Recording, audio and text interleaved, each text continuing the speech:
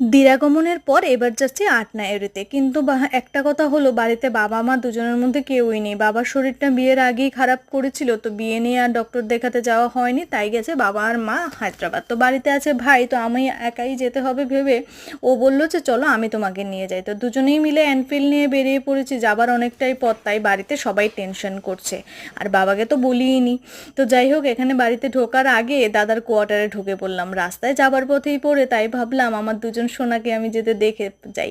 বিয়ের পর প্রথমবার পিপিকে পেয়ে আনন্দে যেন আত্মহারা। দেখো, আমার সোনা আমার থেকেও বেশি লজ্জা পাচ্ছে, যেন বিয়েটা ওর হয়েছে, আমার না। আসার সময় এই দুজন রাজকুমারীর জন্য কেক এনেছিলাম, মন ভরে খেয়েছে। এবার চলো বাড়িতে ঢুকে দেখি আমার বিঙ্গো বাবা, ও বাবা, ওকে পেয়ে তো মানে ওর খুব রাগ, কেন আদর করছে না। আর আমাকে পেয়ে তো এতদিন পর কি যে বলবো, কিন্তু ওরা ঠিকই বুঝতে পারে যে আমি আর বাপের বাড়িতে নেই।